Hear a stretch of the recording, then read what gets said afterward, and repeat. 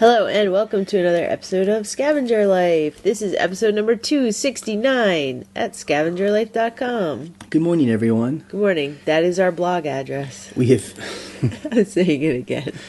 we have just woken up, and I'm drinking a cup of coffee, and I can feel it flowing through my veins. Like a drug.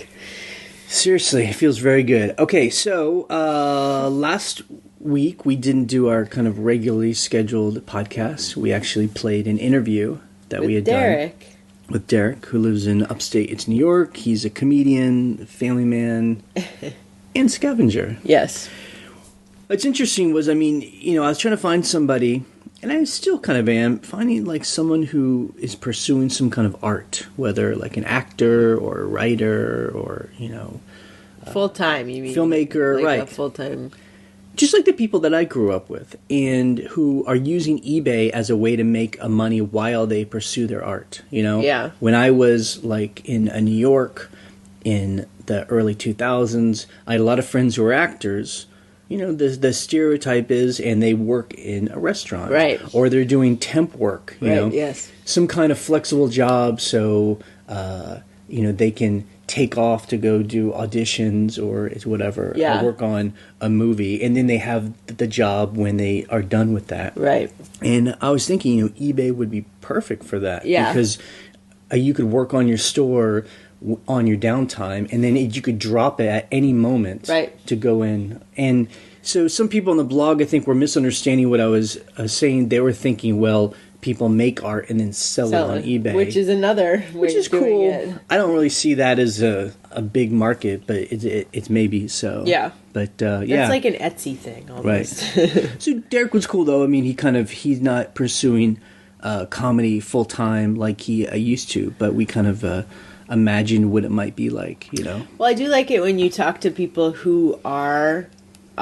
like part-time eBay or whatever, hobby eBay in a way, because it's interesting when people like their jobs. Yeah. I always find that fascinating, when they're like, I have a great job, I love it, I like to do eBay as a side gig, that's always interesting to me as to me, well. that's always amazing when people, Derek didn't say he loved his job, but he said it was a good job. Right. He didn't hate it, and that's a big thing too. It's amazing when people don't hate their job but still do eBay on the side, because for us it seemed like because we didn't like the work we were doing so much, it was a motivation to do eBay. And I'm like, well, if you like your job, what's the motivation to do it? To basically have a second job, right? Exactly. Well, other than just being very productive. That's why we like to talk to those people, and there are several commenters on the blog also who are like, we save up for a vacation, or we're and actually that's how we started. We were saving up to buy a Vitamix. We were like, if we can buy, because they're expensive, it was like $400. That was their motivation. So we had a goal, and some people are like, this is my extra money outside of bills to do stuff,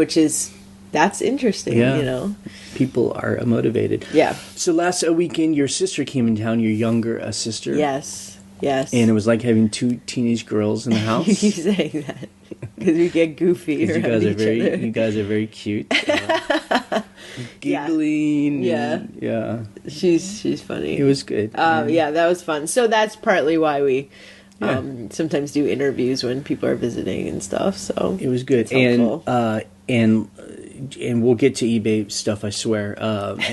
But I think this is important. So it's been very hot where we live on the East Coast in the mid-Atlantic. I think it's been like the whole Midwest. A lot of the U.S. is hot. Man. And we don't have AC. We've talked about that. It's before. Now let's talk about why we didn't install AC when we redid our house. Number one, we're scrappy punks, and we're like, money. Who needs AC? It's because of money, and it's really expensive to get. It probably costs us a good $5,000 to put in an AC. Like a proper the zone unit AC, right? It's not just put a whatever. A wall unit or whatever, window unit. A window unit, but a proper AC. So we that money can be used for another way right now. But it's cool, though. We've been doing this experiment of sleeping on our porch. Yeah, we have a screened-in front porch that I want to say we actually built it almost for this purpose. Right. I don't know if we were like, we're going to sleep out there because we don't have AC. But I remember when we first built it, I was like, we need beds out here eventually. And we built these nice, we didn't build them. We bought these really nice, like, extra wide cots. Yeah, they're camping cots. Right. So the thing is, you could throw a mattress out there, or twin mattresses or whatever. But the moisture and weirdness would probably get them all moldy and stuff. So we bought these cots, we put them out there now as we sleep out there, and it's great. It's great. It's so cool at night. It's transformed my sleeping in the summertime. Yeah. Instead of just having a fan just blowing directly on me in a hot room. You're outside, and it's great. You get to hear it's deer come and eat in the front yard, and they're eating my garden. They're really loud when they eat. But actually, like where we live in the woods basically, and there are all these like insects. Like it's like an insect chorus outside at night, and it kind of gets you to sleep. Like it's kind of like the sounds of nature. So yeah, we slept out there last night, and it felt great. Anyone that doesn't have AC and lives in a hot area, figure out how to sleep outside. That's the way to do it. You know what? When I was younger, I used to visit a friend, and her parents were like these hippies. And they would always sleep outside on their porch in the summer. And I always was like, that's the weirdest thing. But we didn't have AC at their house. They lived in upstate New York. And I just was like, totally influenced by that. I'm like, oh yeah, you just sleep out on the porch. Well, I mean, some people hearing this and might be older than we are. It will say, duh. I mean, this is what was like a tradition. This in is the what South, people did for summer porch centuries. That's what it's called, the summer porch for decades, millennia. Yeah, okay. Yeah. And one last thing before we start talking about eBay is Craigslist. Yeah, Craigslist. I would like to talk about my love and hate of Craigslist. Yes, I definitely have a love-hate relationship with Craigslist. On the blog this past week, we were talking about, how to sell things that's not on eBay. Right. And people are talking about Facebook. Right. And there's Craigslist. What could be the thing that could take over? The eBay killer. Right. Yeah. And, we have a love-hate thing of Craigslist, and here's a good example. The good part of it is we got a truckload of free horse poop, right, for manure for our gardens. It was great. It went on there. A woman works at a horse farm. She said come by. She even loaded it. It's with a loader. That was the best part. She had a tractor, so she just loaded it in. And she said we can come back for as much as we want. I got to put it on my gardens. It's great. Yeah. Great experience. It's all free. You don't have to pay a penny. The thing I hate about it is, we had a chainsaw. Yeah, this chainsaw. That we didn't want to sell on eBay. We didn't really know if it worked or not, so we just put it on Craigslist kind of as is. For cheap, $50. And I probably spent, 2 to 3 hours answering we got deluged with people trying to ask questions about it, and then I would try and figure out, okay, who's going to come, and then they wouldn't come, and then someone else, and they wouldn't come. Well, the weird thing is we got some guy who was like, I definitely want this, I'm coming tonight.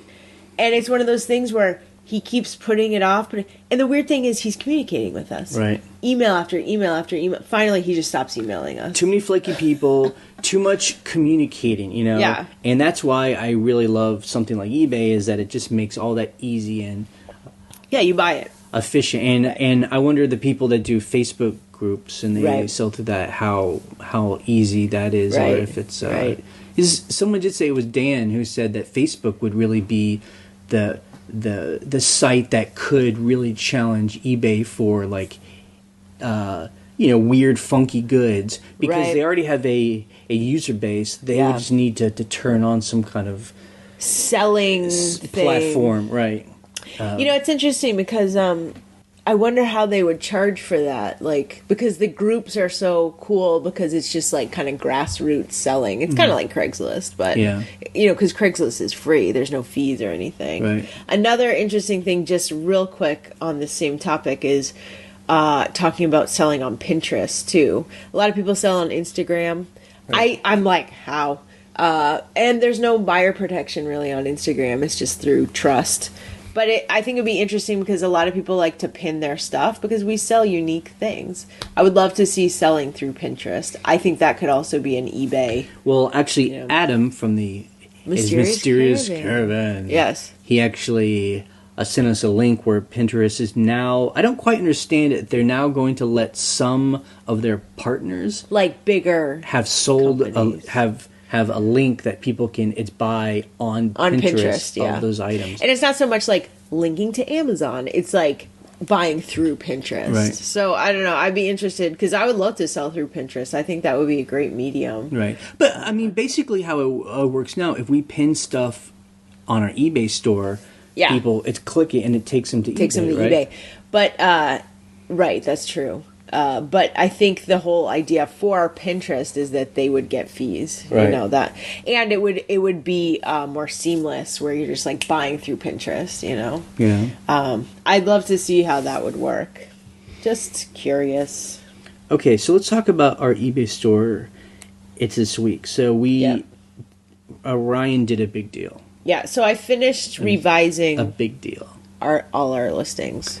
So about over how many? 3,000? I don't think it was 3,000. I think it was like 2,500 or something, which is still a lot. And so, like we talked about before, I just wanted to clarify. What we did was we went Ryan went to each one. Yeah. Took out any template that we had in the description, HTML template, updated the item specifics, added a UPC code, anything like that, added any photos, uploaded to eBay, right? So so like some of because eBay didn't always give you 12 free photos, so I had to add some of those photos. And then we ended the listing and sold it as similar. Something it's new. Yeah, I sold as similar. I didn't relist.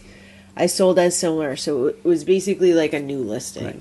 Now, this for us is a one-time thing. Yeah, I'm not going to do that again. So now all of our listings are the exact same. Right. You know? They're all mobile friendly. Right. I got rid of, for a lot of them, I got rid of the title in the description. You don't need that anymore, really. Yeah. And you know, and I guess its question is, did it help? I mean, who knows? I mean, we certainly have not had like a rush of sales. Right. Because we've updated all these. But I will say that things that I've revised, you know, I can tell which ones are revised, have been selling. But when they've sold before. Right, exactly. That's the question. So we don't have the numbers of stuff as we've sold don't say like, wow, that really did it. But it's good for us. We feel good about it. Now our store is like kind of clean and ready for 2016. Yeah, what year is it? And people... We're talking on the blog, and we notice it says, too, eBay now has a note on all of our listings. And it says this. This happened like 2 days ago. It says, in mid-2017, eBay will be turning off active content. Make sure your item looks good with active content turned off by previewing it now. This will not impact how others see your listings. And then there's a button, and you can see what your listing will look like. Yeah. In the future. Now, this is for people that have, you know, active content. It's like JavaScript. And we never had active content, but that's like having like a little widgets and gadgets. Like the Optiva, like live gallery or whatever. Code where there was a moving or where there was like forms or something where like if people clicked on it, something, it would happen. Right. And so that stuff, we didn't have really any of that stuff. But some people might, and you know what? It's time to get rid of that stuff because actually it's interesting because we were saying, man, we wish eBay had like told us that they were getting rid of this, you know, stuff. They won't be showing those listings, and now they are. They're telling you. And so obviously you're only seeing that when you're signed in. You know, your customers aren't seeing that on listings. So that's good to know.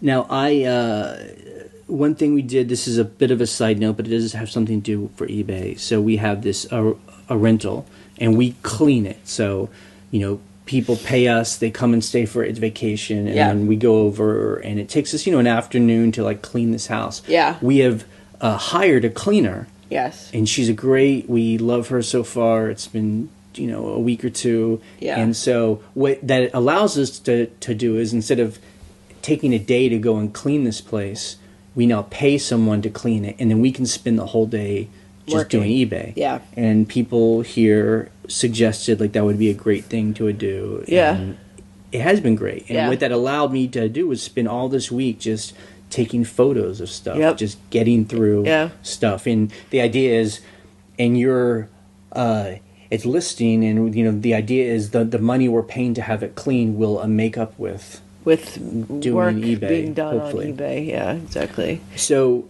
I actually had a thing where I started our 900th folder. Yeah.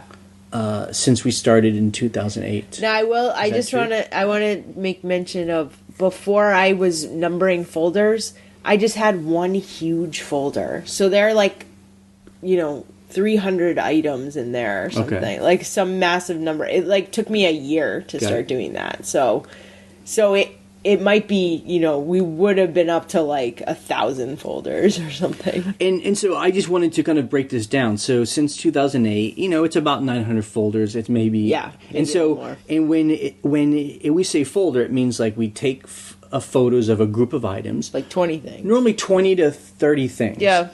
And then that goes into this folder, and then Ryan takes his photos and it's organized. A list. So if you think about that, 900 times even 20, that's 18,000 items that we've photographed and listed. A lot of stuff. That's an average of, about 2,200 items a year. Yeah. So, and that means that's an average of 42 items a week. And that really, to me, shows kind of the power of always be a listing. You know? We didn't plan to list 18,000 items on eBay, but it just kind of happens if you just kind of put your head down. Yeah. When I saw that folder number, I was like, oh man, we're up to 900 folders. That's crazy. And I've archived all of them on a hard drive. That's right. Thank God. On the a seller hub, we're now fully switched over to that new eBay it's seller on hub. both stores. And it's pretty cool. It's kind I love of it. It's kind of what we were talking about, where it shows you the stats when you're on your seller hub. It shows you in has its graphs and tells you, are you down from last year? Are you up? You know? That's kind of a scary number too. Yeah, I mean, shows you. It's cool too if you kind of dig down. It's pretty easy to see how many items you've sold and what its fees. Oh, that's how cool. much you paid to eBay. And it breaks it all down. I kind of like it better than how even Amazon has the info. Amazon has a lot of info too, but it takes a little bit more. Yeah, it's clicking around. Yeah. Well, I like it because it's very graphic. It's all right there, and it's different than Amazon. I find where it's just Excel sheets and stuff. Well, I think Amazon's really kind of really geared towards the huge big people that need huge Excel sheets because they're selling tens of thousands of items. Yeah, it's not for little sellers. I do think it's interesting with eBay. I mean, it's very typical of eBay how you click around and you're on this new eBay. It feels like, hey, it's new eBay, and then you click something and suddenly, oh no, I'm in old eBay. Yeah, you see, you're in this old, you're in the dungeon. One page, you're in Markdown Manager, and you're and there's no way, and there's no way to actually get back to where you were. I've seen that. So I mean, again, as people that have worked on websites, I get it. They're basically building stuff on top of stuff, and so things don't always get linked together. But I was looking up store fees, and I had to Google it, and it was the old page. I'm like, why does this old page even exist? How was I able to find it? With the old fees, and I'm like, oh boy. Yeah. But that's just how it goes with a huge website like that.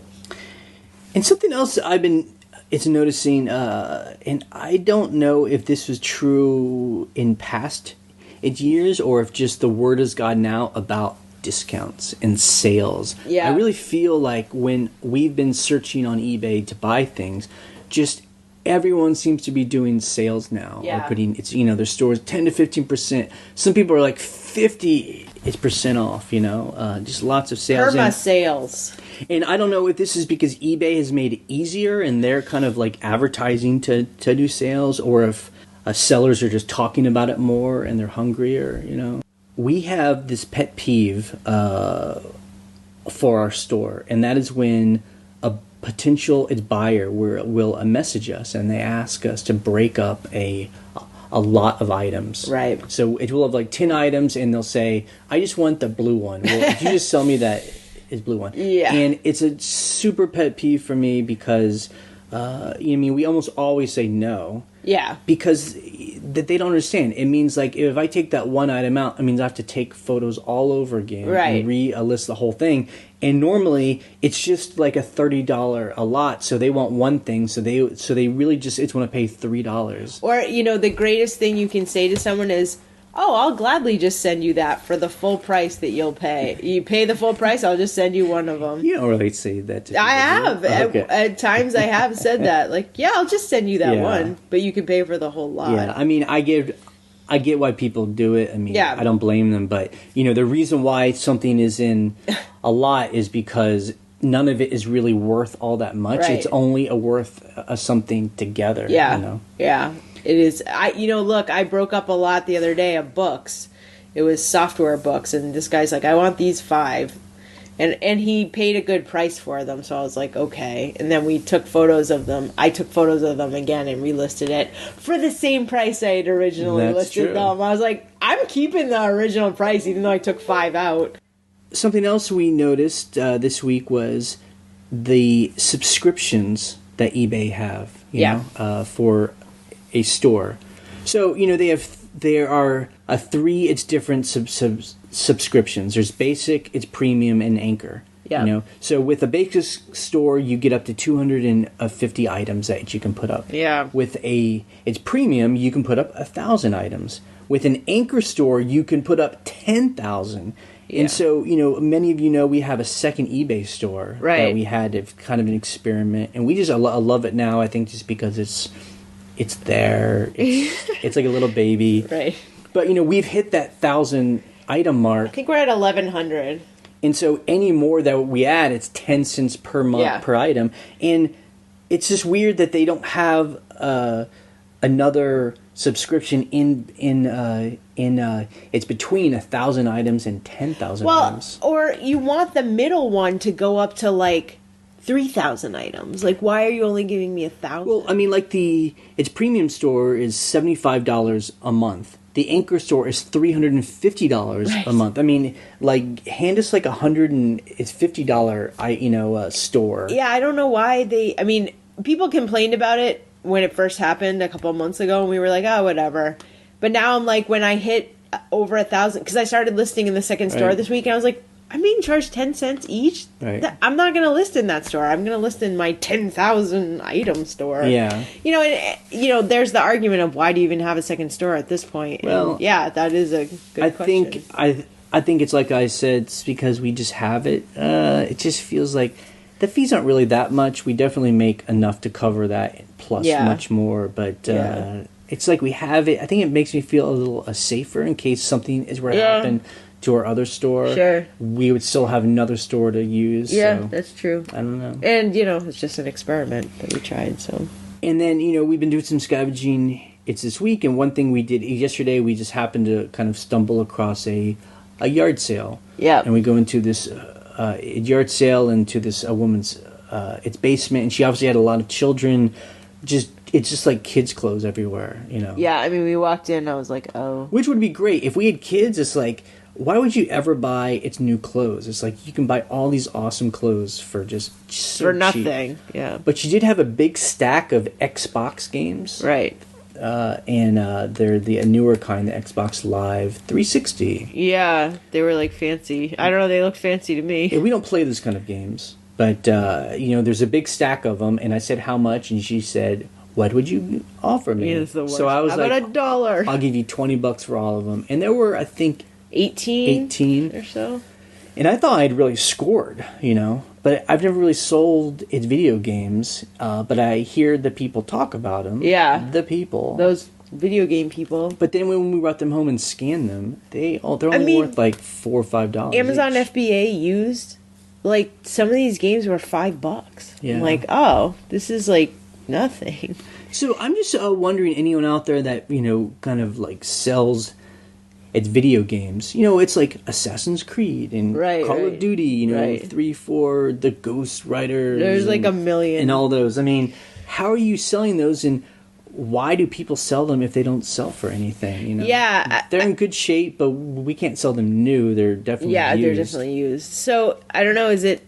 I'm assuming it would be worth more to sell them as a lot, and there are a couple that were on FBA for like $18, so I'm like, all right, maybe I'll send those in. But I don't think they would be worth more as a lot. We would get it less money if we sold them one by one. It would be easier to sell them as... It'd be easier to sell them as a lot. A big lot. But I would love to hear people that sell as video games, why are they valuable? Because they don't look very valuable to me. I was like, oh, these are going to be $20 each. Nope, not at all. Yep. Not even close. Yeah. I was like, oh well. We'll make our $20 back, but...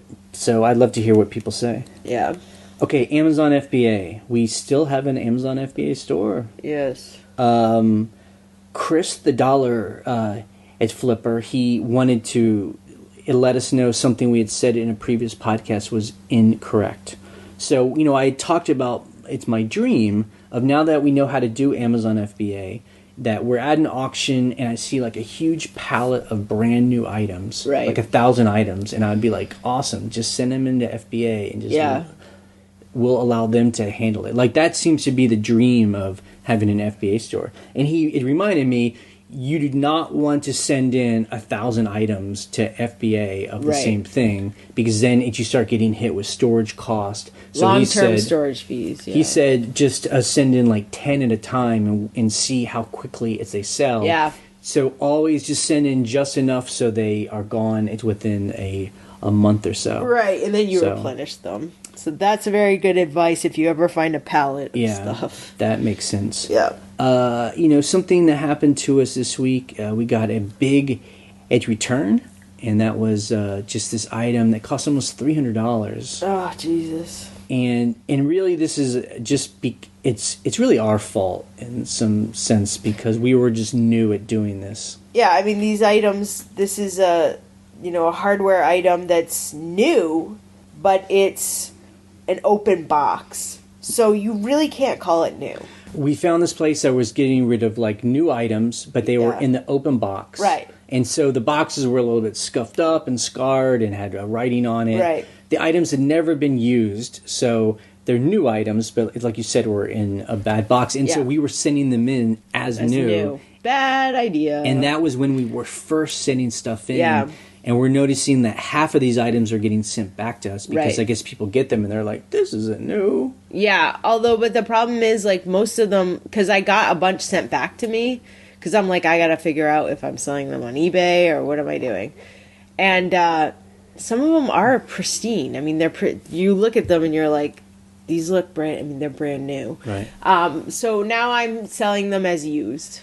I'm just like used, and then in the condition, I'm like, this is an open box return. It's never been installed. It might have, minor wear because of opening. And I'm sure people that sell on Amazon are saying like, you dummies, like, we told you to do that. So we get it, so it's, that's how we learn sometimes, is by getting pounded on the head. But, that's why, again, eBay is so nice because... In some sense, because you have to take pictures of every item that you sell, people see the exact shape it's in. Right, right. But then it's so nice because Amazon, you just scan it and mail it in. Yeah. But if there's anything that is weird about it, other than it being brand new off the shelf, I think that's where suddenly, the difficulties start happening. I think also, like, the items that we're selling, they're like plumbing hardware, like faucets and whatever. Okay, so I think also what people do is on Amazon, they'll like buy 2 or 3 of them, they choose one, and they return the rest. And that's because some of these, I'm like... They're like, what style should we use? No, really, that's what they're doing. Do we want the Roman tub, or do we want... Yeah, no, I'm serious. That is exactly what they're doing, because some of these will get returned, they're pristine, the box that they came in, because I was looking at one in my office, and I was like, they totally just didn't like the style. I know it, because they don't have a mark on them. The box looks okay. And I think I saw on the return thing that they were like, buyer just didn't want it. So you're like, it's not even that. It's like, this is one of those decisions they're making where they're like, I just didn't like the style, so send it back. If the buyer on Amazon says, I chose they pay not for to have shipping. It. So they do pay for shipping? I'm pretty sure. Okay. Yeah. Cool. I'm pretty sure that's the case, because I think I've returned stuff because I'm like, I'm not going to say it's defective because it's not. Now, can we see if some of these, did we pay the shipping or they pay the shipping? I don't know where to see that except for the return reason in the returns thing. But, it's so different than eBay. I mean, in the end, it's just the way it is. You just have to play in the playground. If we don't want to play in the FBA playground, we should just walk away. Take our balls and walk away. Okay. Right. I mean, you just have to decide, is it worth it? Yeah. And it's still, I mean, we sell a lot of stuff on Amazon, So, and this is something else I don't understand, and then we'll go on to something else. On Amazon, we have almost 800 items in the FBA we have more than that, warehouse. No? Oh, 800, huh? 800 items. Okay. And so there's a thing that's like stats, and so I think it's under like its price range or something like that. So our buy box percentage is 0%. Price competitiveness, it's 58%. Okay. I don't understand that. I mean, our store is selling stuff almost every day. Yeah. One or two things here. So I'm not unhappy. But I don't understand why our buy box percentage is 0%. Because we have, I go through its prices every week. I try and see, do I need to be more competitive? I would say at least half of our items are the lowest price possible. Right. Where I'm like, I'll match that price. Yeah. And then, so I don't understand why we wouldn't have the buy box on some of those items. On some of those, so it's very. I don't know. That's weird. I don't know what that number is. And Amazon even says, if you want the buy box, that you need to be more competitive on price. And you're like, I am competitive on price. I'm more competitive, so I don't know what that number means, to be honest. Someone knows, and someone will tell us. Yep. I'm just glad things continue to sell. Yeah, so. Weird, odd, crazy books. Like, random stuff. We're about to do our numbers. We could never depend on Amazon for full income, but it's a nice little stream of, Yeah, it's like extra And money. it's this week, it's one afternoon, you were tired of doing eBay, and I'm sending in a box of stuff. Just, random new in-box stuff that you find, and some vintage stuff that sells well on Amazon, too. And books. We've really been enjoying books, so... I'm right in the middle of a book shipment that I would like to get done to send out tomorrow afternoon. So, like, we sold a book. It's this week for like $86. $86. I'm awesome. like, why was it priced that high? I forget, but I'm the one that priced it. I saw that maybe I was the only one on FBA, and it's a rare book, and you put it up high, and someone buys it on FBA. It's great. It's nice. So those are random. Okay, let's do our numbers. So in our main store, we made almost exactly $1,200. We sold That's a good number. 20 items. In our Amazon FBA store, we had a total sales of $323.31. And then after all the fees and after cost of goods sold, our profit was $227. That's okay. 73 cents. Yeah. In our second eBay store, we made about $360. It's not bad. Yeah. So, total, we probably made about $1,800. It's this week. Yep. Solid. I'm not crying about that, so that's good. I would like to make more, but... Absolutely. Okay, so some things we sold on eBay that we thought were interesting. Okay, so we actually sold this one thing last week, but we weren't on the podcast to talk about it. I had a big leather suitcase. It's like a train case from the 1930s. Hartman, all leather, gorgeous. I had it up for $3,500 because I'm a crazy person. And I was like, basically, I'm going to put a super high price because I might get it. Or I might get a price, a good price for it. I think it's a good example of, people say, how do you know how to price? I mean, there are some things that are so odd and rare, and there isn't a lot of good info on, right, that we just shoot for the moon. Yeah, I was like $3,500. Because, there are people out there that spend thousands of dollars on luxury vintage it's luggage. Look, it wasn't Louis Vuitton, but if you look up vintage Louis Vuitton like leather luggage, that stuff sells for so much money. And I was like, this is in the same realm as that. It's not Louis Vuitton, it's Hartman, but Hartman's a good brand. So I was like, I'll just try. Maybe there's a collector out there. I've had that thing for 2 years, have not gotten a single offer on it. No, that's not true. I think I got some very low offers on it. Someone gave me an offer of $600. Sold. And we were hungry enough to I was like, oh yes, I definitely will sell this. So $600, that's not a bad price. And obviously if we had started at $600, I bet we would have gotten offers for under that. For $100. It is what it is. All experiments. We sold some more vintage software for $135. So Orion's bet continues to pay off. Something that we did a couple of weeks ago, we were at a thrift store and there was like a huge bin of these like painters masks. It's like those dust masks that you wear when you're like sanding. Right. And doing drywall. And they were just it's loose, and they had a sign on it that said, it's fill a bag. Yeah. For $5. So I think we bought all of them. So you know what I did? I bought all of them. I got as many bags as they would give me, and I filled it up, and we took 4 bags. Yeah. Like trash bags of these masks. I think masks. it was cheap. I don't know how much it was. They're like, and so I came home and I put them in lots of 50. Yeah. And we put a $20 price. $24 price tag. Well, it was $24, and I actually put free shipping on it. Yeah, we did, because they're so lightweight, they'll go first class. So shipping's like $3. And a lot of people have Itzies up there, Although no one has a lot of 50. We're the only one that has a lot of 50. Cool. I actually raised the price the other day to $29.99 with free shipping. Wow. Because we've been selling them, and I'm like, we're the only ones with a 50 lot. So it cost me $20 to buy them all, and we've already sold 4 or 5 packs of these for, and we made $20 basically $20 each. Yeah. So they've been selling. I am, I'm looking at them right now because they're in a pile in our living room. So I hope they sell faster so they get out of my living room. Yep. But they've been doing well, so... we sold an 8-track cassette adapter for $42. That was global shipping. I think it went to Australia. I mean, it's so interesting, like a piece of history. I guess it would probably have been like the late 70s, early 80s, when people had 8 tracks in their cars. And this was when people wanted to have a tape, cassette. Yeah, like and so cassette. If you could put it in the 8-track and then put the cassette. Yeah, so that was brand new and boxed, never used. Yep, so that was a good price.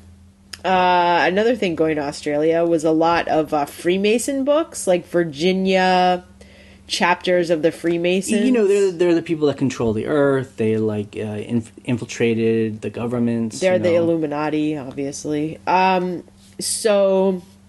And we sold it for $35. $35. It was just these little pamphlets, basically. Well, I mean, there were books that talked like how to run a meeting and the rules. Yeah, the rules and stuff. I only mention it because it's just so cool because it actually had the name of a local person in our county, who had died. It's just so cool that those kind of things would be valuable to someone in Australia. All the way in Australia. They're Freemasons all over the world, right. So obviously that makes sense. There were probably some secret codes in there so they can unlock secret powers that, but that was a good sale for $30. Yeah, I'm glad to, whatever, our overlords. Okay, we sold a vintage Slayer rock t-shirt for $125. Yep. It was a very good sale. It's funny that Slayer is a very popular band. It's very now. weird. Back in the day, they were Dude, look, it's not a popular band. It just looks cool. Yeah. The person that bought it was like, I know there's some hipster 25-year-old that just wants to look badass. Sure. They don't listen to Slayer. Yeah. There's no way. Yeah. They might. They might. So, and we'll talk about that in just a bit under customer issues. So take a note. We sold 6 pairs of shoes. So, you know, people say shoes sell. They certainly do. Sell, yep. We sold another smoking pipe stand. We talked about, we went to an auction and bought, I think, 17 of them. Yeah, for $20. For $20, and we've been selling them off for about $40 each. So. $40, $50. So this person, look, I had to open an unpaid item case against this person because they would not pay. They would not pay. Finally, they paid. Yeah. So that was good. I was like, I don't want to lose this $40 sale, people. We sold some scuba gear. Well, it's not really scuba gear. It's like when you just like are in the ocean and you're just it's not scuba. On top of the water. Snorkeling. Snorkeling. Yeah. It's another S word. Yeah, we don't do beach stuff. But yeah. I had just bought this at like a junky thrift store. A junky thrift store. There's just like some fins and some masks. And the little things you put in your mouth. The scubas. Whatever. Yeah, I think that's the actual snorkel. Snorkel. Yeah, so I had these up for 100 something because I was like, it's a good set. Someone offered 50. I was like, great. I want it out of my storage. I went to someone in Florida. We sold a prayer rug, and this is just like a small square. You know, it's it was a very small rug. You know, I guess people here, if you aren't going to, you know, do it as a prayer rug, you'd put it like on a little table or something. But it was like genuine, like from the Middle East, like hand knotted wool rug. I bought it on an online auction for $20, which is a little high for me. I mean, $20 for a little rug. I was hoping I'd sell it for like 150, but we got an offer of 100. Sold. Right. Something I love, we sold some chopsticks. Yeah, these are for $15. Yeah, they're teak. There was 2 sets of chopsticks, so you know 2 people could use them.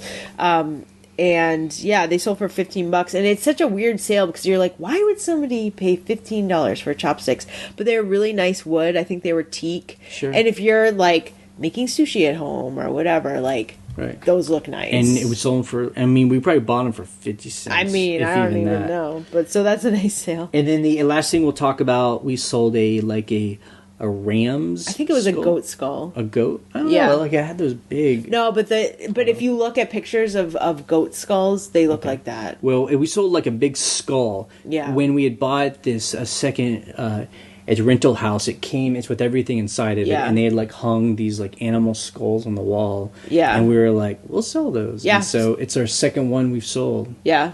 We have a couple of more. We skulls. sold antlers. We sold some antlers, and this was the ram skull or and the skull $50. even had. See, the reason why I don't think it's a goat because people don't hunt goats, but it had the bullet hole in the actual skull. Yeah, you can see. So it was really freaky. Yeah, it was just a weird thing to put in a rental. Like I understand, like looking rustic and weird, but this looked like a satanic. Like, I mean, it looks like a goat skull. So you're like, oh, that's really weird. Are goats satanic or what?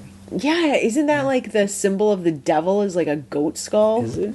Yeah, I'm pretty sure. When I looked up what does a goat skull look like, there's all these like satanic images. I don't believe in the devil. Yeah, so there you go. But anyway, it sold for $50. Cool. It was a pain to pack because it was a weird shape. It was like 20 inches wide. I guess we could check a Slayer T-shirt and see. If basically, like compare both sales. Okay, customer issues. Okay, so here's one of the issues was with the Slayer shirt. And this is why I love global shipping. And this will prove our point. Okay, this person's like, I want cheaper shipping for this. This is too expensive. Even though global shipping said it was like $20 to ship. And we normally never do this these days, but we were hungry for I was hungry for an over $100 sale. So I was like, all right, I'll put like padded flat rate to the UK because I know it'll get there and it'll have full tracking. So we took the item out of global shipping. Yeah, I took it out. I was like, look, it should have it's like $22 to UK. Flat rate padded envelope. And like people told us, things have changed since we got into the global shipping program. There's full, we could follow the package the entire tracking. way. It was great. I think US and the UK have a good postal relationship, so they scan it over there. So I was like, cool, $100 sale. It got there. It got delivered. It said delivered. It didn't say stuck in customs. It didn't say waiting for a person to pick up from customs, because a lot of times it does say that. And then this person writes to us, and they're like, I have to pay, or I still have to pay £25 for customs, and you should have to pay that. And if you don't pay it, I'm sending this item back, and I expect a full refund. Okay. So, the great thing about global shipping, they pay customs up front. That's what they didn't want to do. They're like, oh, it's cheaper the other way. And I'm like, in my mind, I'm like, you're going to have to pay customs no matter what. It's you either pay up front or it's you pay on the tail end. And I didn't say that, and I should have, but I really wanted that sale. I'm like, okay. So we don't say anything, because we're like, first of all, we know we don't have to pay this. And second of all, I'm just going to call eBay and see what they say. Basically, I will say this. She didn't say this, but she indicated you don't even have to write to these people. Like, you don't owe them customs. Right. You can offer to pay and be very, very nice, but you don't have to do that. You know, if she wants to open... I mean, I think that's the thing what we say about the silent treatment. Right. If you want to say something, you can... But you're just volunteering info and getting involved in like a conversation that you don't have to get into. Right. If she opens a case, right, that's when you're required to start, communicating and sending tracking. But I think this buyer knows that they can't open a case because the customs has nothing to do with us. So Ryan, has his theory that this buyer is just... I think they're fishing. She buys things from America and then tries to get people to pay for customs. Yeah, I think she's trying to... I think she's fishing for money because I think she knows she had to pay customs if you've ordered anything off eBay in the U.S. and had it sent to... She has like 600 feedback. I'm like, you're not a dummy. You don't have 4 feedback. You have 600. So I didn't say anything because actually I will tell you this. The eBay rep said, look, if they refuse it at customs, even though clearly it was delivered, they paid the customs fee already. If they refuse it and have it sent back to you, you are not responsible for refunding them because they are responsible for customs and getting it delivered to themselves on the other side. So they forfeit. It's called buyer protection. They forfeit that if they refuse the item. Right. So that was great. I was like, great. I'm not even writing to this person. Yeah. They haven't opened a case. They're basically asking me to pay money. If they give us bad feedback, I bet that we can I could call get it eBay. flipped because eBay will see that it's because she's complaining about it. I think she's fishing for money. So guys, as you can see, even though we've been selling for a long time, we still have questions. All these things still get us like riled up and emotional. Look, we were very calm. But what we do is it happens between us and it doesn't happen in eBay. Like we don't... In the old days, I would immediately go and I would just send this long paragraph. And Let me explain customs everything to you. we just said, we would have like been trying to tell this person, and we just learned like this doesn't need to happen that way. Yeah. And then this is a very rare occurrence for us, and this actually happened to another person on the blog this week. It's Retro WV Treasures. Yeah. We couldn't find an item. We sold an item, we couldn't find it, and we had to give the people their money. Yeah, I had to send a cancellation. It was this little tiny item. I think it was like a $6 item. It's when I was buying it's military. It's surplus, and it was like goes to a helmet. Just it's like a little strap for like goggles on a helmet, like the tiniest thing. And our original listing, I looked at the original notebook that was written on, and said we had 3 of them, but I only have records of it selling once. So I'm just like, I don't know where this thing is. It's probably only the 5th item since 2008 that we could not find. Yeah. So we don't have like a crazy inventory, a system with like a number skew on everything. Yeah. We just have things in bins and it works for us. Yeah. This is one time it didn't work. And look, we looked in every single bin that it could possibly be in. Right. Like this, couldn't find it anywhere. And it's for us, if we can't find an item, we start to think, okay, is our system wrong? Like, are we... Right. But in this case, it's not that our system's wrong. It's just, it happens, Yeah. Like... I'm just glad it was like a $6 item. Yeah, it was like a little item. Yeah, so maybe we'll find it one day. But we probably will. Yep.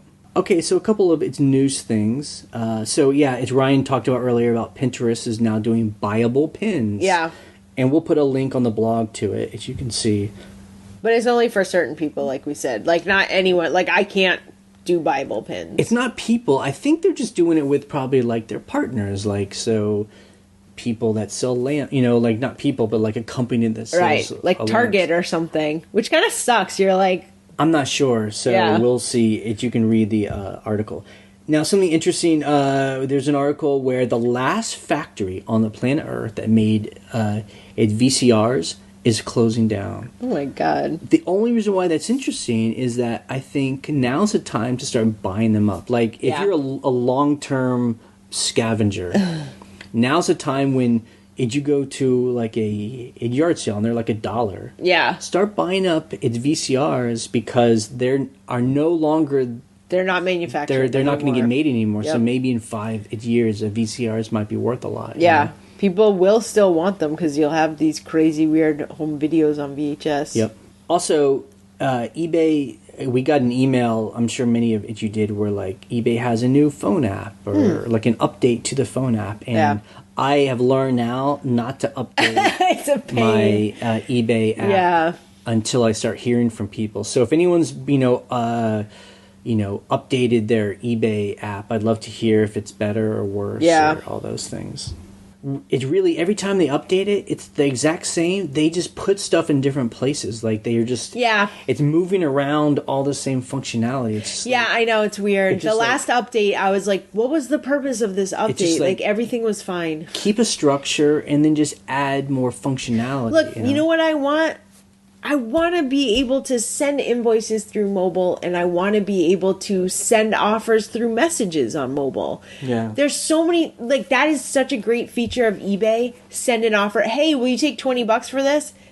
You know what? I will take $20. And then on the computer, send offer through message. That should be on mobile. I also wish that you could toggle between stores on the same app. Yes. So I'm on this store, and now I'm on this store. Or you have a buying... I have a buying account. I would love to be able to buy stuff, but like, you can sign in and sign out, but it would be great to just like... But I mean, these are things I understand is, they're trying to make the app for, 98% of the people who use it.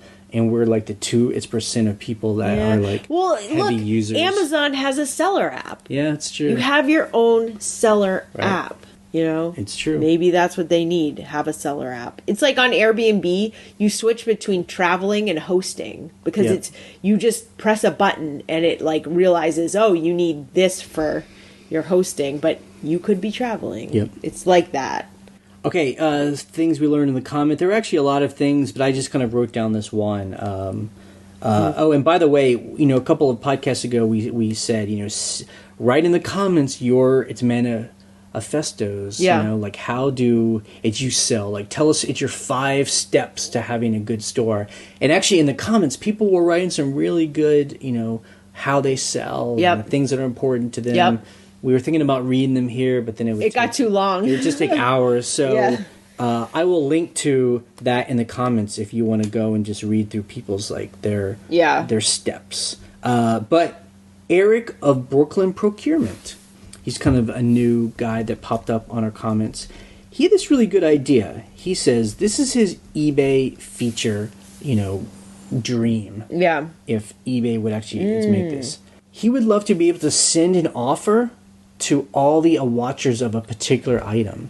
So this would be like it's push functionality, right? So if you have an item and there's 13 people that are watching it, but it's not getting any action, why not be able to send an offer to all 13 of those people? Hey, I'd take $50 for this today because I want it gone. You got 20 hours, and a first person that sends me an offer gets it. Right. The first person to accept this offer. Right. I mean, I imagine that eBay might be worried about, it's kind of like spamming, but maybe, you can only do that once per month so watchers don't get, spam. Or once per item or something. Every day or something, Yeah, some kind of limit. But I think that's I think that would be a cool thing. And then kind of then there was a conversation about codeless it's coupons. Mm-hmm. What does that mean? And I guess there's a person on the blog, her handle is My Cottage. She was really going into detail about how these codeless coupons works. I didn't really follow the whole thing, but I guess if you have a store subscription, and I will put the a link on how to do it. You can do a coupon code, and I guess then you can go into a Facebook group and say, hey guys, here's a coupon code, and if you go to my store, you get 10% off all items. I clicked on that link and it said this feature is only available for selected sellers at this time, but it will be open to more sellers soon. Well, so it's only open to some people. Maybe they're just testing it. So, I don't know. And someone was saying, because I guess eBay Open just happened. They had that big party conference in Vegas for eBay people. Is that the same as the eBay radio party? Yeah. It's the same thing? I think that they kind of merged them all. Okay, I didn't know what it was called this year. Yes, but I think they're calling it eBay Open. And I saw some people, someone put like a link or put all the things they talked about, and one of them it's coupons, so maybe that's going to be something they're going to do. Oh, and so I would love links for people to send. I should just Google it. To the sessions that happened at eBay Open, because I think they videotaped. Yeah, people said that they were going to. You could watch the speakers and stuff. So we'll see. That'd be interesting. Yeah, I'm sure it was a bunch of fun. Vegas, whole bunch of fun. All the crab legs you can eat. Ooh, that's what I ate when I was in Vegas. Yummy. Okay, our coming week. I am now working on posters. Oh boy. Right. We have a lot of posters, and they're interesting. Why do you always get bored by this part? I think this is the most exciting part. You know why? Because it's your job. Yeah. So we have these piles of death. And I'm going to toot my own horn here. I've gotten through quite a bit. Yes. I would say over 75% of our piles of I'd say more than that. are now gone. Yeah. So I'm down to the very end, and we have a big box of posters that we've just been gathering. And the reason why they've been gathering there is because how do you take pictures of this? They're all rolled up, so you have to fold them out. How do you do a lot of posters? I know. So I'm going to be tackling that this week. And one thing I did was, we're going to try this, is I bought a big piece of it's plexi. Yeah. It's glass at the hardware store. So I'm going to lay the poster down and then put the piece of plastic, like it's a heavy vinyl plastic, over it, and see if that keeps it smushed down. Rather than putting cat food cans on the corners. Yeah. Although that might work too. Yep. I think that'll look good. There's some cool posters over there. Yeah. There's a lot of them. So Ryan, what do you think you're going to do? Probably list. Yep. I'm going to send it in Amazon. I have a bunch of books to send into Amazon. I really would like to finish that tomorrow so we could get them to UPS. Sure. And then... now, something we need to do too is we need to get through clothes. Yeah, so, clothes. It's summertime. I really it's hot. don't want to do it. Oh, it's so boring. But it's fast because I'm doing it on the phone. So. But we have piles of jackets and T-shirts and clothes, and that stuff sells. So it's something to think about. Yep. I mean, I think what we've been talking about is there's multiple things that you could do. Yes. And the thing and the smart thing to do is just do the thing that seems the most fun at the time. Sure. So the most fun. If you get tired of listing, well then do an Amazon box. Right. If that's boring, take some pictures of T-shirts. Yeah, exactly. I have to switch it up. It's good because sometimes I'll get paralyzed where I'm just like I finished revising. I forget what day it was. It was Thursday or Friday. I finished revising and then I was like, Jay told me I had to do clothes, but I really don't want to do clothes. So I just sat Jay there. Told you have to. Because I just it's always just a suggestion. Just a suggestion. I get it. But I did Amazon instead. I got a whole box of stuff for Amazon, and I got through a bunch of books. So I'd like to clear that out of my office, but clothes are taking up most of my office. And just to be clear, one thing you could do is always just take a nap. That's always a suggestion too. That's dangerous, because then I'll be like, I don't want to do anything. Okay, so we have some calls and questions that people have sent in over the past couple of weeks. Yes, we have quite a few. And you can call us at 540-407-8486. Scavenger Life. Hey, Ryan and Jay, this is Liz Langsteiner from Columbia, Missouri. And I just want to say thank you so much for sharing the eBay trade secrets. Within 24 hours of re-indexing my items, I sold 2 of those old items. I love it that you guys operate from a place of abundance and not a place of scarcity. Thank you so much. You guys are awesome. Have a great week. Bye. That is very good to hear. Yeah, that's cool.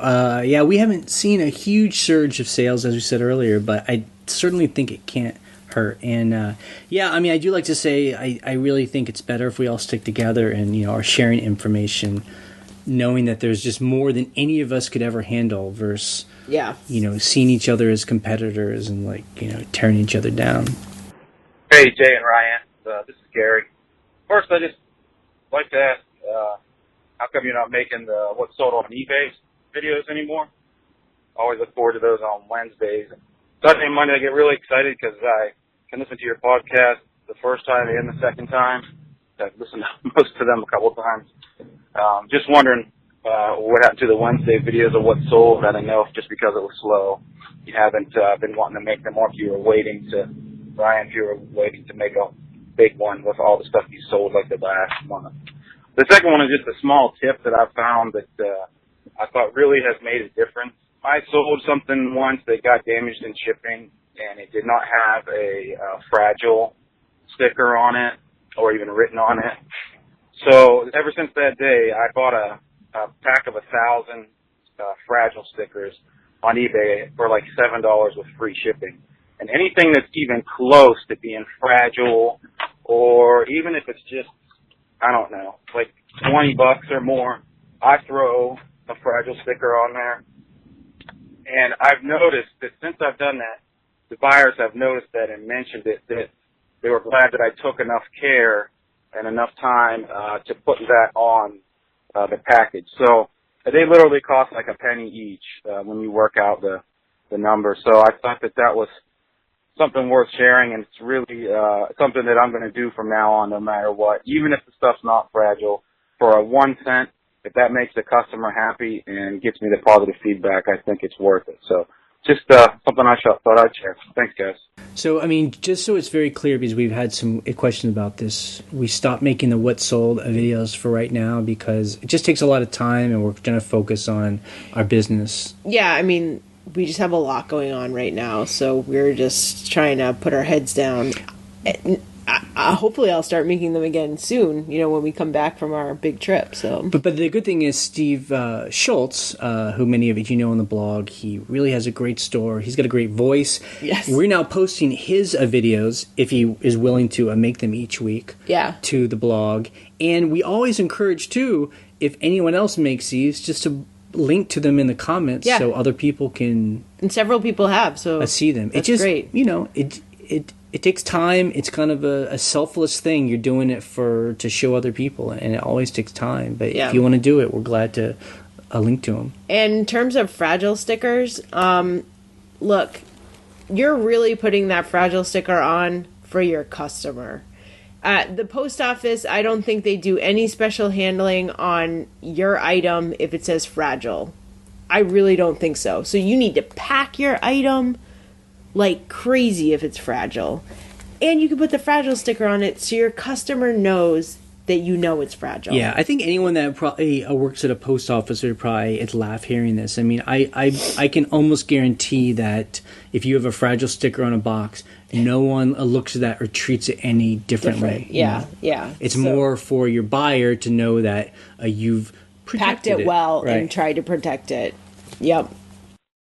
Hey guys, this is Tracy in California. My store is Access Vintage, and I discovered a glitch that I wanted you and everyone else to be aware of. If it's been mentioned, I apologize. I might have missed it. But what happened was I had a buyer purchase an item, and he emailed me saying, for some reason I can't pay for the item. I'm having problems and I can't pay for it. Can you please send me an invoice? So I sent him an invoice, no problem. And he had also asked, like, what is the price? I can't figure out what the exact price is. And I obviously sent him the total with the invoice. Well, it turned out that he was an international buyer. And when you send an invoice, all of my items, I have 600 items in my store, all of them are global shipping. I use eBay Global Shipping. But when you send an invoice, when someone requests an invoice and they haven't paid for the item yet, when you send the invoice, it knocks out your global shipping.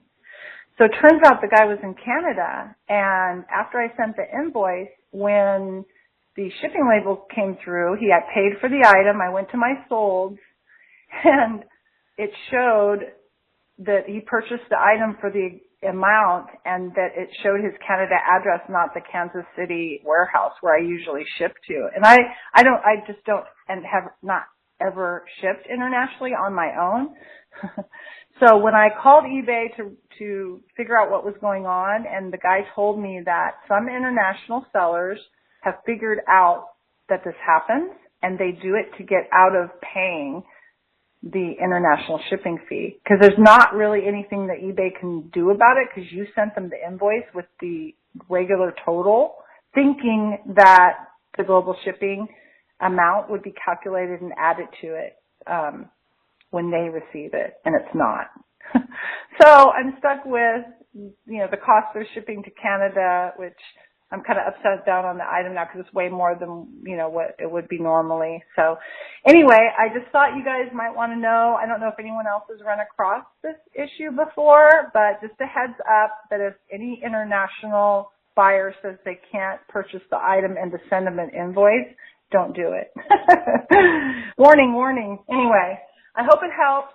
And I'm lucky I don't have too many problems, but this one just happened to come up and I thought I'd share it. So anyway, thanks so much again for all you do. You're my buddies during the day. I couldn't live without you. Thanks again. Bye-bye. Okay, so let me clarify this. You cannot actually send an invoice if it's through global shipping. eBay will not allow you to do it. You will click send invoice and it will say you can't send an invoice because it's global shipping.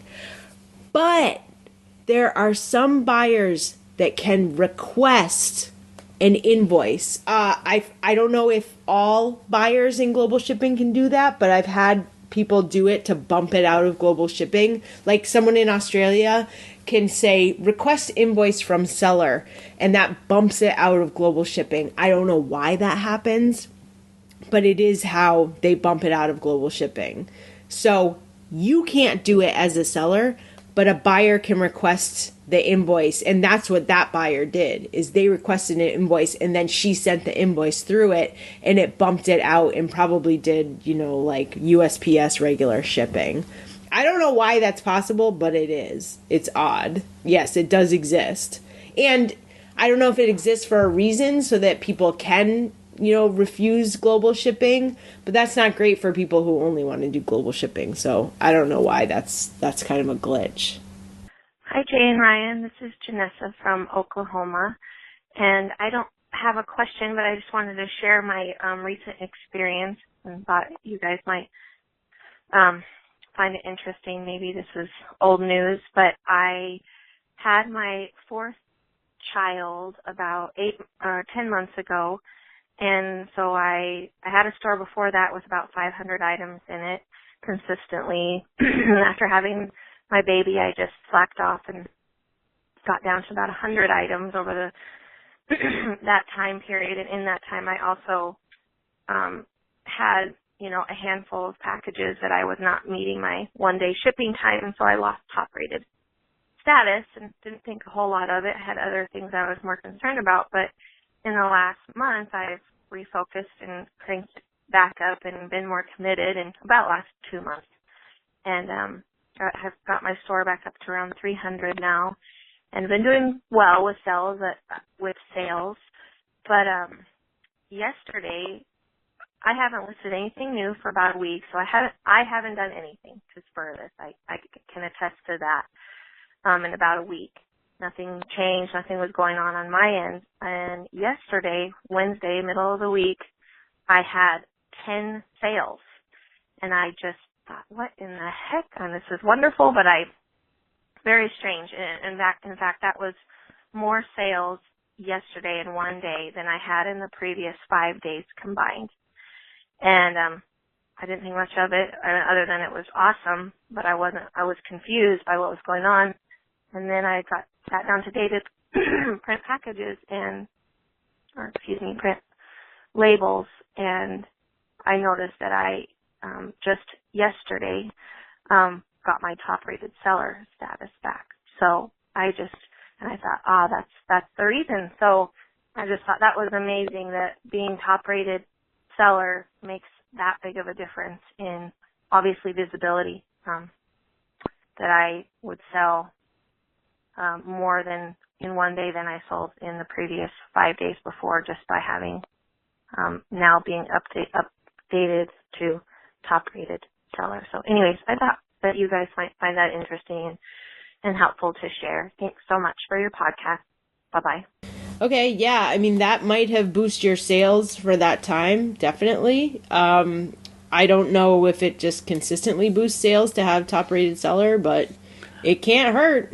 Yeah, it's always hard to tell, like, why sales come. Why did you get 10 sales on one day and one sale on another? I mean, right. It's, I've never really seen a pattern. I just know that we just keep a listing, and when people want to buy, our stuff is going to be there. I mean, I personally have never paid attention to who's a top-rated when I buy things on eBay. Yeah.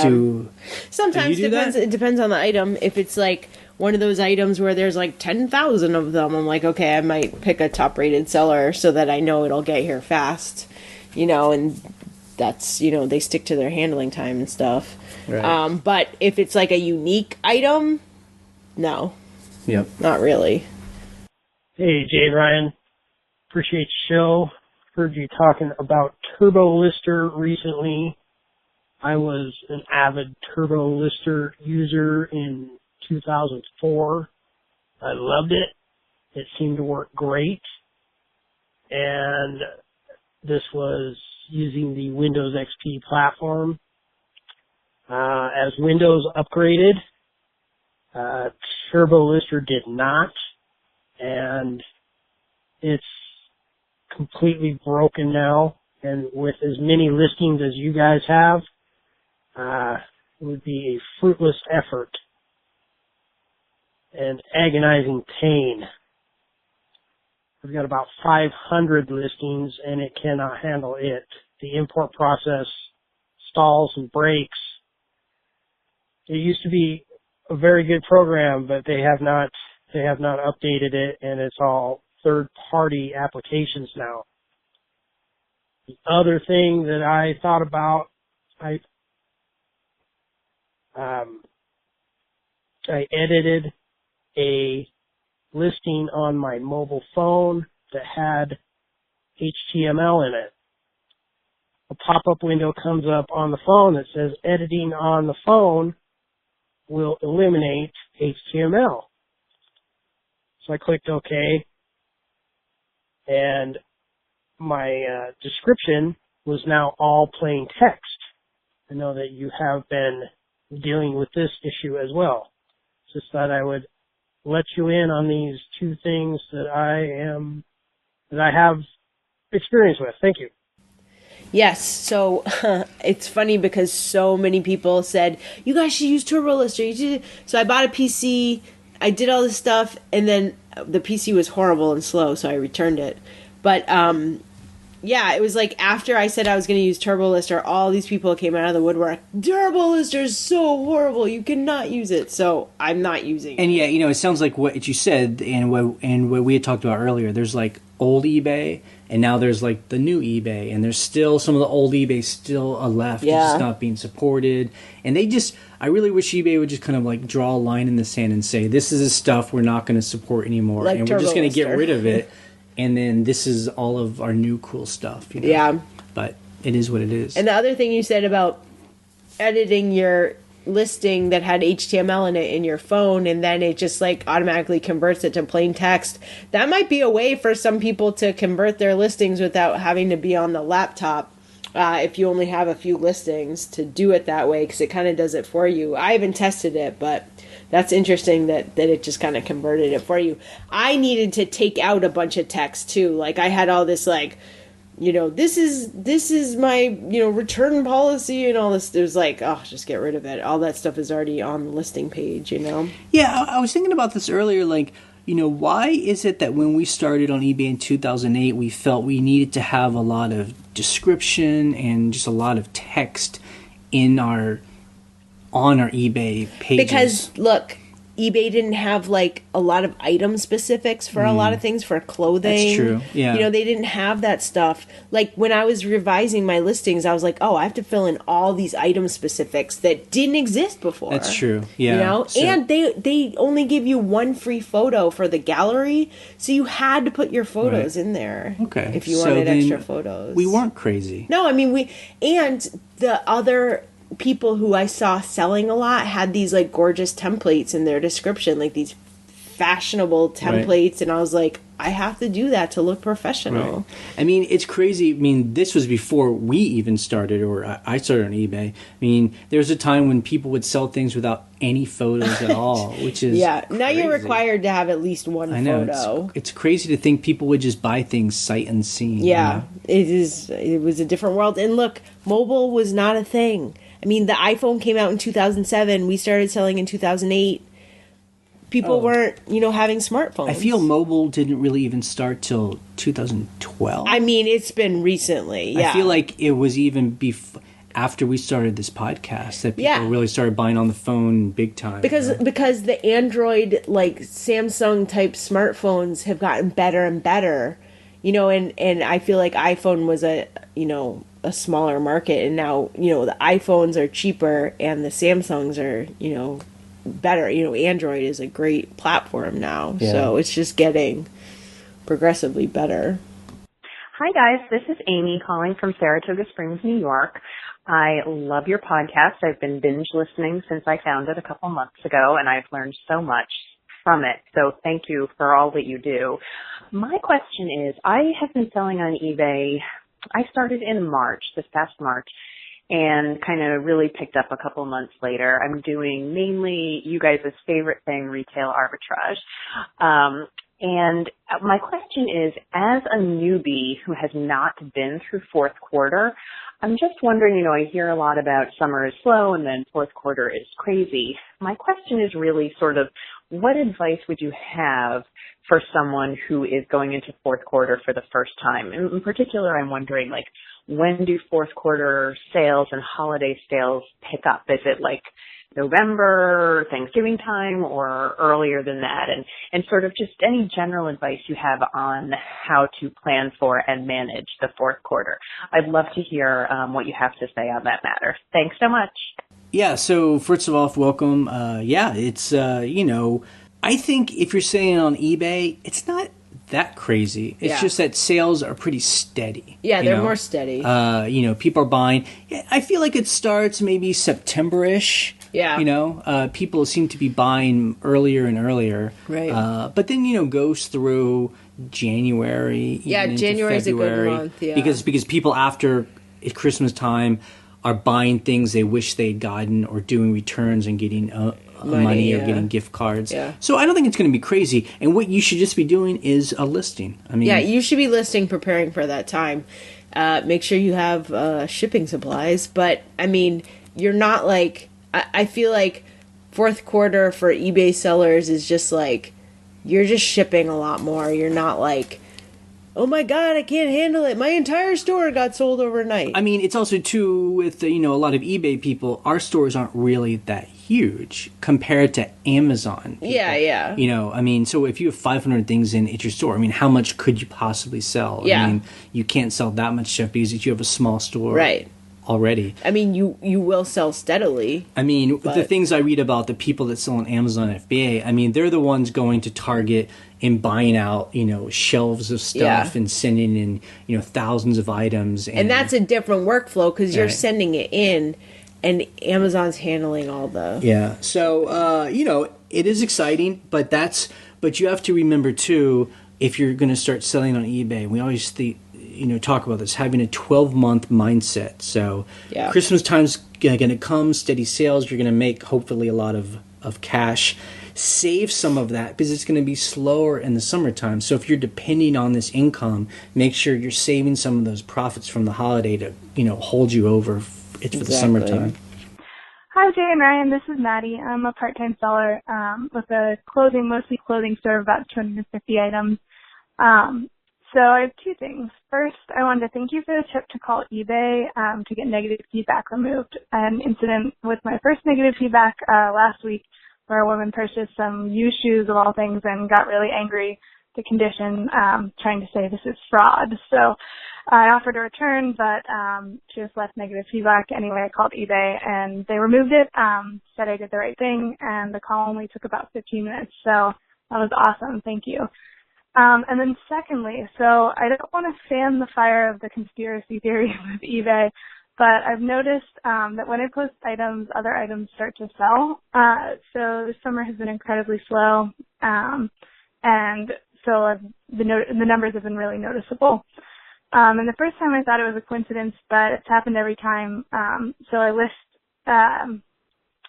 every time I list for the last 3 months. So for reference, I list every 2 to 3 weeks and about 20 items at a time. And then, usually 4 or 5 items will sell in the few days after I list, whereas I'll go, 10 days without any sales. So my question is, does listing activity push you up in search? And is this something that everyone knows about that I just recently realized?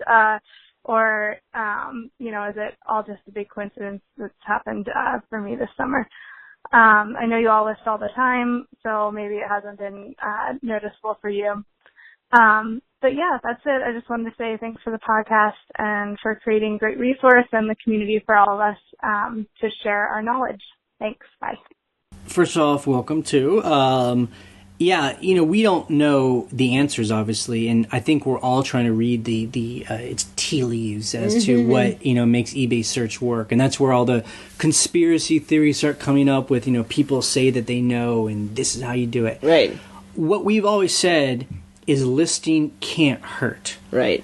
We've also seen that if we're in a listing spree, things seem to kind of sell, and the thinking is that you have all this activity at your store, right, and for some reason the eBay search engine can see that and then right, bumps up all your listings because here's an active store. But look, I haven't listed in 2 days and stuff has been selling. So it's hard to tell. I mean, but the answer to you though is that's a good conspiracy theory to believe, because if anything gets you to a list more, then that's a good thing. Right. I mean, if you're a listing every 2 or 3 weeks, I mean, maybe this is a hobby thing and maybe you have school and all those things, but you should hopefully be trying to list a little bit more. Right. What some people even do is they say they list one thing a day, no matter what. They wake up, they drink a cup of coffee, and they'll list one item, hoping that one item will spur makes their store sales. active. Yeah. So. Hey there, everybody. This is Derek from upstate New York, and I just wanted to give my manifesto, which we were listening to on the last episode. So first off, it's good to see manifesto being used in a positive way and not we found the manifesto in a cabin in the woods where he made his last stand. Anyways, here's my 5-point manifesto. Number 1, have fun. This isn't my primary source of income. Have fun with it for now. If the fun stops, stop doing it. If I can't enjoy it when it's not my primary job, I will never like it enough to try it full time. Number 2, be a parent first. I have a wife and a daughter. My wife works evenings. I need to be there 100% for my daughter while she's awake and work on eBay once she goes to bed. Number 3, sell what interests me. While I learn more about a wider variety of stuff, my interest for the items I sell has expanded. About 6 months ago, I started buying stuff that I've been a fan of my whole life, and now the listing seems to come a lot easier. Although, with that said, always diversified, right? Okay, there we go. Number 4, customer support. I go by Will Wheaton's law, which states don't be a dick. Number 5, always be scavenging, and along that line, have the liquidity for larger purchases. That's something I take a lot of interest in. There are cases where I'm able to make a great deal on something because I'm willing to spend $300 to $400 on something. All right, that's it for me. Hey, thanks for the podcast. Bye. I love Will Wheaton. Yeah. Don't be a dick. Yeah. That's a good one. We don't like to curse here, but we'll let that by. Yeah. So, if anyone else wants to call in and read out there, it's manifesto, we're glad to play it absolutely. instead of us trying to read them all. I do like that. His first one was have fun. I mean, even though this is a business for us and we depend on this income, the most important thing is that at least it's enjoyable. It might not always be fun, right? But it needs to be enjoyable. And I would probably say 80% of the things we talk about on this podcast are ways that we try strategies to keep interested in doing this. Right. Well, and a big part of that is part of his manifesto is to buy and sell things that you're interested in. Because that keeps you interested and engaged and like having fun with it. Right. I mean, I think that selling on eBay really is, it's ultimately pretty simple. Right. We all know you find things cheap and you sell them high, and you list as much as possible. But the thing is, we aren't robots, and that's a thing. Like, for us to keep selling since 2008, burnout is like the biggest danger, of any of us. So, instead of this being a podcast about like how to make $1 million, it's more about how to just continue doing it. Right. So that's why when we do that thing at the end where I'm like, what are you going to do this week? It's just like trying to talk about like, what are you going to do that's going to be interesting for you? Is there anything you're excited about? I mean, if we ever get to the point and we do this podcast and we're like, just, I don't know, the same thing as always. I mean, it's like, I feel like I'm like that every week. It's like, why, why do this? Right, exactly. I mean, we can go get bored somewhere else. Exactly. Office somewhere. I still get excited by this stuff. Yeah. I like working with you. I'm in another office, so don't talk to me. Hey, Jay and Ryan. This is Matt from Indiana, and I totally love your show.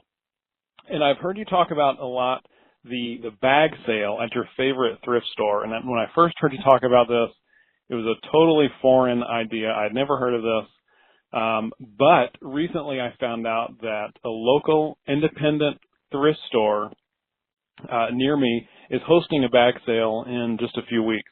So my question is, what would be your recommendations, some guidelines, some things to look out for, your strategy for a bag sale? This is something I've never done before, and I just want to make sure I'm ready for it. So what are some of those items that you go to in a bag sale that you're kind of must-haves, you're drawn to get that most value out of this sale? If this was something you could only do twice a year, what would that bag sale look like for you? Totally love the show. Keep it up. Thanks.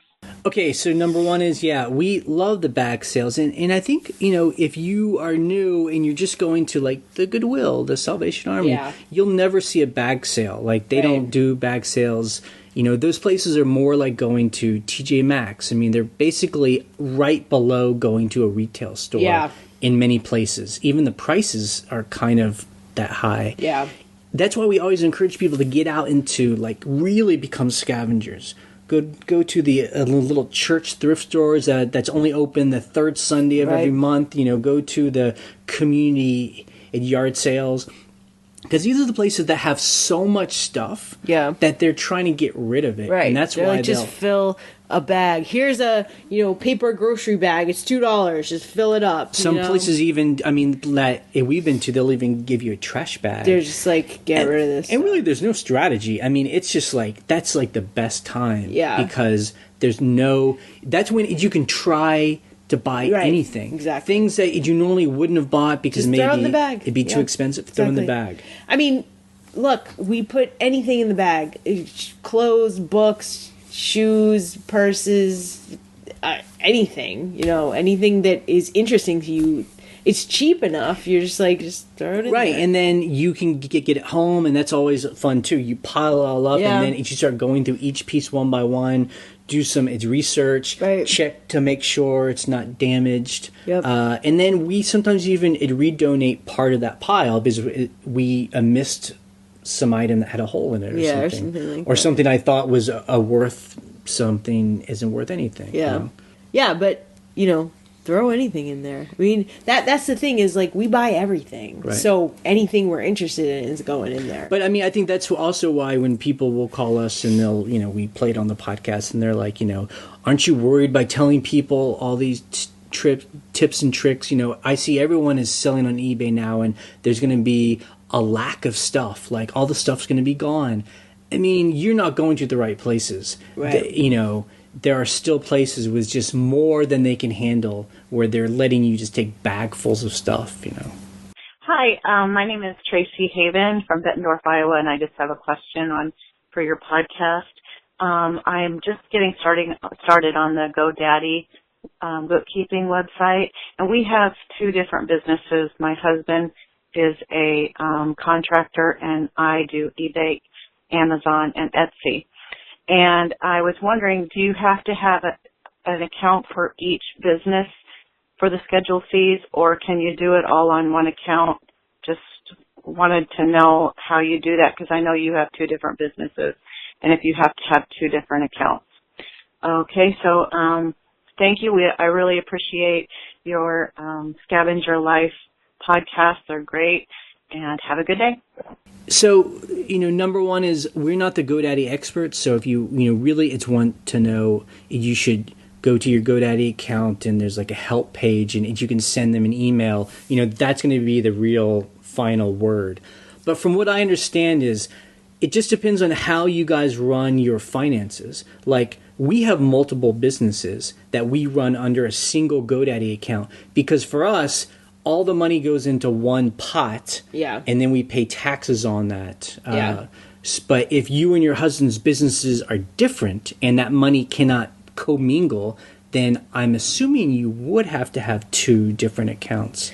What I do is because we have different businesses and I have to separate expenses later, is when you're exporting your expenses at the end of the year, I just have, when I export it, I just make two separate spreadsheets. I'm like, okay, take all these ones which are labeled, X business, and then I give it to our accountant. This was this business, this was this business. Right. Because it's labeled, because you can label categories, like this is for our rental business, this is for our eBay business, this is for our video business. And I can I can separate it out like that if you want to do it like that. But true. Maybe you don't want to do it like that. Right, because GoDaddy does allow you to make categories like expenses. So your husband could have, car and repair shop expenses. Right. And then as those expenses are coming in, you just make sure it's labeled as that such. Way. And it's easier to label it that way if you have different accounts. Like if you have a bank account that's synced up to his business, you can say, show me only this checking account. Okay, so start labeling those things as such. So you are able to do it like that, but if that doesn't make sense for you, you might want to have. Now, some people hearing this are probably super bored by all this, but, when you start really selling on eBay or running any other kind of business, this is the stuff you really have to start thinking about. Because when tax time comes, you have to be really on top of your expenses and your income. And, if you're just dealing with like a shoebox of stuff, of pieces of paper, which I have done in the past, forget about it. I mean, you're going to tear out your hair and be like, let me just go work for somebody else. You really have to set up a system so that stuff is automatically being categorized. So at the end of the year, you can just spit out a worksheet to give to an accountant. Right. Or if you're going to do it yourself, it's helpful. Yeah. Okay, that's it for the podcast today. You can check out our blog at scavengerlife.com for the links we discussed and to join the conversation. If you have a question or a comment, you can call our voicemail line. The phone number is 540-407-8486. We post an episode every Monday morning. You can subscribe to us through iTunes or YouTube, so you always get the latest episode. You can listen to our other podcast where we talk extensively about our rental business. That's shampooandbooze.com. And you can rent our vacation farmhouse if you want, and we'll have dinner with you. The link to that is on our other podcast. And as Derek says, this podcast is good till canceled. In sending in 3, 2, 1. Bye.